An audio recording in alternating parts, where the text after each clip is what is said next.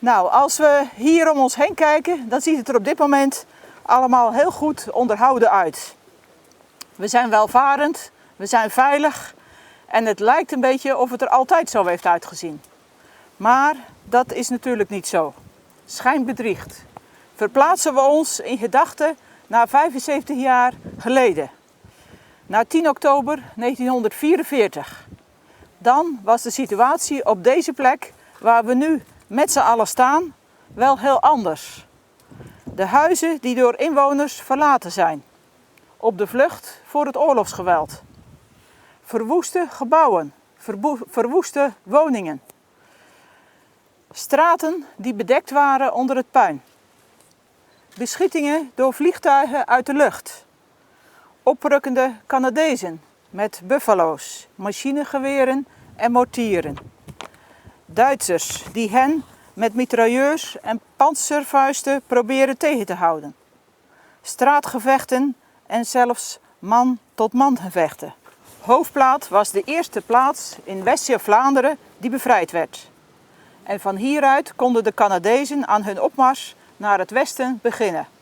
Een opmars die pas 3 weken later kon worden voltooid. Maar van hieruit, vanuit Hoofdplaat, begon de vrijheid aan zijn opmars.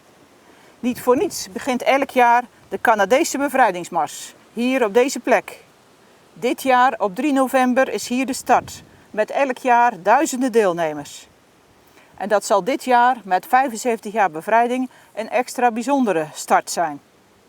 Bij de stenen die de route van de mars markeren, zullen als gedenksteen kunstwerken worden geplaatst. En dat is een initiatief van Ton Koops en Glenn Priester. Het is het kunstenaarscollectief Aqua Art. Deels met het doel om te proberen op een andere manier naar de mars te kijken. Mevrouw Priester zal er straks meer over vertellen. En ik feliciteer jullie alvast met dit schitterende initiatief. En over kijken gesproken, hoe het verwoestende Hoofdplaat er 75 jaar geleden uitzag, weten we van tal van indrukwekkende foto's. Foto's die in de dagen na de bevrijding werden gemaakt. En als je die foto's bekijkt, dan doen ze je direct denken aan alle oorlogstonelen van vandaag. Dan komt het heel dichtbij. Ik ben benieuwd naar de tentoonstelling die de dorpsraad en de tentoonstellingswerkgroep in het dorpshuis heeft samengesteld. Om het verleden te herdenken en zo te bewijzen dat we kwetsbaar zijn. Kwetsbaar in de manier waarin wij ons land maatschappelijk en bestuurlijk hebben ingericht. En ook op de gevaren van oorlog als we in dezelfde fouten vallen als destijds. Want vrijheid is niet vanzelfsprekend. Daar moeten we met z'n allen constant aan werken.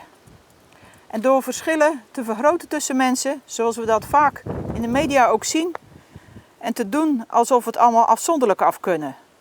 Nou, onze kracht ligt juist in het samenwerken. Samenwerking en elkaar opzoeken. En vandaag voegen we nog een vorm van herdenking toe. We voegen een herdenkingsbank toe, die naar een voorstel van de dorpsraad de Vrijheidsbank wordt genoemd. De herinneringsbank die straks wordt onthuld en het herdenkingsprogramma behoren tot dezelfde categorie. En ze hebben dezelfde functie. Om eens even stil te staan, zoals we hier met z'n allen stilstaan vandaag. Een plek waar mensen kunnen nadenken. En misschien met elkaar in gesprek kunnen komen over wat er allemaal gebeurd is en wat we daar met z'n allen van kunnen leren. Overigens, de bank is nog niet helemaal af. Hij wordt nog vervolmaakt. Dus zo dadelijk na de onthulling ziet u een eerste begin, laten we het zo zeggen, maar wel een belangrijk begin.